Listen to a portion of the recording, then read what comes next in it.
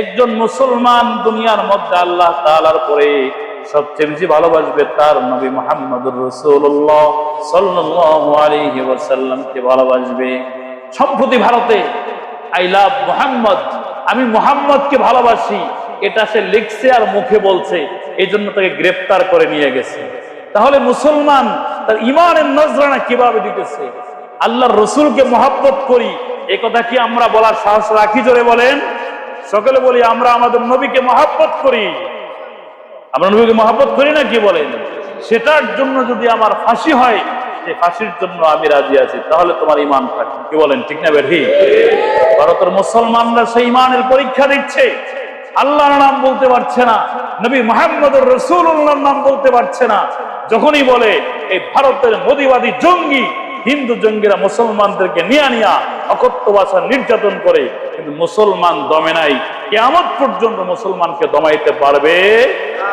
প্রিয় হাজরিন, আপনি আমি কি দিয়েছি নবীর জন্য, আল্লাহর হাবিবের জন্য? সাহাবা একরাম যে নজরানা দিয়েছেন সেটা আপনি লক্ষ্য করুন।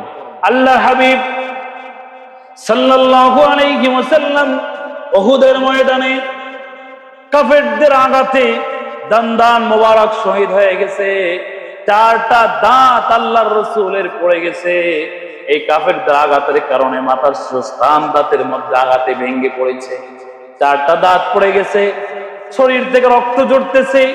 এমন নবী, যেই নবীর জন্য কাউনাইন সৃষ্টি করা হয়েছে, যেই নবীর জন্য আসমান ও জমিন সৃষ্টি করেছেন আল্লাহ রাব্বুল আলামিন, যেই নবীকে ভালোবাসার কারণে আসমান জমিনের মধ্যে যত নাজ নেয়ামত আছে, এই সব নাজ নেয়ামত আল্লাহ তাআলা বিশ্ব নবীর মহব্বতে সৃষ্টি করেছেন। আল্লাহু আকবার। সেই নবী, যেই নবীর এক ফোঁটা রক্ত মশা মাছির জন্য খাওয়া হারাম করে দিয়েছেন। বিশ্ব নবীর শরীরের মোবারকের মধ্যে জীবনে একটা মশা মাছি কখনো পড়ে নাই। আল্লাহু আকবার। যেই নবীর গায়ের ঘামগুলো সুগন্ধির চেয়েও আরো বেশি সুঘ্রাণ ছড়াইতো। সুবহানাল্লাহ। সামাইলে তিরমিজি আপনার পড়ুন, দেখুন রাসূল ঘুমাইতেছেন, রাসূলের গা দিয়ে উত্তপ্ত মরুভূমির দুপুরের গরমের কারণে রাসূলের গা দিয়ে ঘাম বেয়ে বেয়ে পড়তেছে। উম্মে সুলাইম রাদিয়াল্লাহু তাআলা আনহা রাসূলের গায়ের ঘামগুলো নিয়ে শিশির পড়তেছেন, ছোট কাছের শিশির পড়তেছেন। রাসূল ঘুম থেকে ভেঙে ঘুম ভেঙে গেছে তন্দ্রা থেকে। উম্মে সুলাইম, তুমি কি করতেছো? ইয়া রাসূলুল্লাহ, ইয়া হাবিবাল্লাহ, আপনার গায়ের ঘামগুলো শিশিরের মধ্যে পড়তেছি, আমাদের আতরের মধ্যে এক ফোঁটা করে আপনার গায়ের ঘাম মিশায়া আমাদের আতরের ঘ্রাণগুলো আরো বৃদ্ধি করে নিব। আল্লাহু আকবার।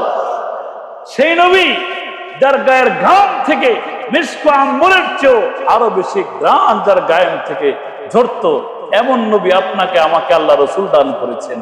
যিনি তাকাইলে, যার দাঁত যখন হাসতেন দাঁতগুলো মুক্তার মতো ঝরতো, দাঁতগুলো মুক্তার মতো উজ্জ্বল দেখাইতো।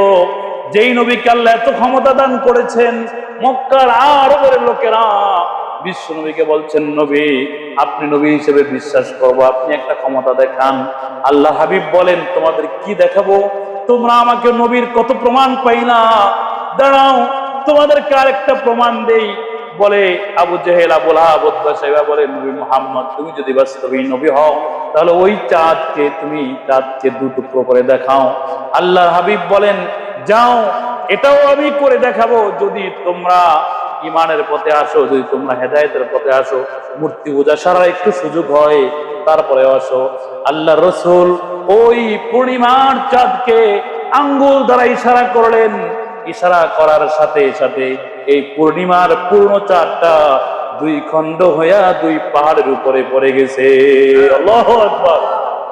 কে করেছেন? জোরে বলেন আল্লাহু আকবার। নবীর মহব্বতে আল্লাহ তাআলা বিশ্ব নবীকে ক্ষমতা দান করেছেন। সেই নবী উহুদের প্রান্তরে রক্ত ঝরতেছে, সাহাবায়ে কেরাম নবীকে সেভ করার জন্য পাগলপাড়া। সাদ রাদিয়াল্লাহু তাআলা আনহু বিশ্ব নবীর এদিকে যান, এইদিকে যান, সামনে দৌড়াদৌড়ি করতেছেন। আল্লাহর হাবিব বলেন, সাদ, তুমি এমন করতেছে কেন? তুমি এভাবে আমার সামনে দৌড়াদৌড়ি করছে কেন? সাদ বলেন, ইয়া রাসূলুল্লাহ, ইয়া হাবিবাল্লাহ, আপনার সামনে আমি দৌড়াদৌড়ি করতেছি কাফেরদের তীরগুলো আসতেছে, এই তীরগুলোর জন্য আপনার গায়ে না লাগে, এই তীরগুলোর জন্য আপনার গায়ে না লাগে, আপনার গায়ে সামান্য আঘাত হলেও আমি সাদ সহ্য করতে পারবো না।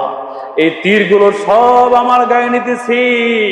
আল্লাহর হাবিব জিহাদের ময়দানে মুসলমানদের সাময়িক পরাজয় হয়, এরপরে মুসলমানরা বিজয় হয়। জিহাদের ময়দানে সাদ রাদিয়াল্লাহু তাআলা আনহু শাহাদাত বরণ করলেন। আল্লাহর রাসূল বলেন, ও সাহাবারা, আমার সাদকে খুঁজে বের করো। সাদ রাদিয়াল্লাহু তাআলা আনহুকে খুঁজে বের করা হলো। শহীদ সাদ রাদিয়াল্লাহু তাআলা আনহু, তার গায়ের মধ্যে হিসাব করা হলো, একটা নয়, দুইটা নয়, 70টা তীর তার গায়ের মধ্যে, শরীরের মধ্যে বিধে সাদ রাদিয়াল্লাহু তাআলা আনহু শাহাদাত বরণ করেছে। আল্লাহু আকবার। এই তীরগুলো কোথায় লাগতো? প্যারা হাবিবের গায়ে লাগতো। আর নবীর গায়ে তীর লাগবে, সেটা আমার মতো চাঁদের কখনো সম্ভব না। জীবন দিয়ে দিব, তবে আমি আমার নবীকে মহব্বত করবো। জোরে বলেন আল্লাহু আকবার। এ হচ্ছে জ্বলন্ত প্রমাণ। আল্লাহর হাবিব বলেছেন, ক্বালান নবী আলাইহিস সালাতু ওয়াস সালাম, লা ইউমিনু আহাদুকুম হাত্তা আকুনা আহাব্বা ইলাইহি মিন ওয়ালিদিহি ওয়া ওয়ালাদিহি ওয়ান নাসি আজমাইন। আল্লাহর হাবিব বলেন, ও পৃথিবীর মানুষ, কিয়ামত পর্যন্ত আনেওয়ালা উম্মত জেনে রাখো, আমার উম্মতদের মধ্যে যারা আমাকে তার নিজের পরিবার, নিজের সন্তান, নিজের সম্পদ সব থেকে সর্বাধিক মহব্বত না করতে পারবে, ওই ব্যক্তিটা পরিপূর্ণ ঈমানদার হতে পারবে না। ইশক মাহবুবে খোদা জিস দিল মে হাসিল নেহি, इश्क महबूबे खुदा जिस दिल में हासिल नहीं, लाखों मोमिन हो मगर ईमान में कामिल नहीं। এজন্য প্যারা হাবিবের মহব্বত আপনার আমার জীবনে সবচেয়ে বেশি থাকতে হবে। জোরে বলেন ঠিক না বেঠি? সবচেয়ে বেশি থাকতে হবে। সে বেশি থাকাটা কেমন হবে? সাহাবা একরাম কেমন করেছেন, আমার প্রিয় সাহাবারা কেমন করে বিশ্বনবীকে মহব্বত করেছেন। সাহাবারা সামান্য পরিমাণ সহ্য করতে পারেন নাই, আল্লাহর হাবিবের কষ্ট হবে। দুই সাহাবী বদরের যুদ্ধে, দুই সাহাবী মুআজ এবং মুআওয়াজ, দুই সাহাবী, ছোট ছোট দুই সাহাবী, 10 বছরের বালক, 15 বছরের বালক, দুই ভাই, আপন দুই ভাই, দুই সাহাবী। তারা যুদ্ধের ময়দানে চলে গেছেন। যুদ্ধের ময়দানে চলে গিয়ে, যুদ্ধের ময়দানে গিয়ে হামজা রাদিয়াল্লাহু তাআলা আনহুকে বলতেছেন, সাহাবীকে বলতেছেন যে, চাচা, আমাদেরকে দেখাইয়া দেন ওই আরবের আবু জেহেল নামক ব্যক্তিটাকে, আমাকে দেখাইয়া দেন। তখন ওই সাহাবী বলতেছেন, আমরা এত বড় বড় ব্যক্তি, আবু জেহেল হলো আরবের লিডার, সবচেয়ে বড় যোদ্ধা। এই আজকের পুরা উহুদের যুদ্ধে, বদরের যুদ্ধে লিডারই করতেছেন, সেনাবাহিনীর দায়িত্ব পালন করতেছেন, সেনা প্রধান হচ্ছেন আবু জেহেল। তোমরা দুই ছোট ছোট ছেলে, তোমরা কি করবা?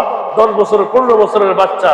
বলেন, চাচা, আমরা দুজনে শুনেছি এই আবু জেহেল আপনার আমার প্রিয় নবীকে অনেক কষ্ট দিয়েছে, গালি দিয়েছে, আরবের বুকে আমার নবীকে অনেক কষ্ট দিয়েছে।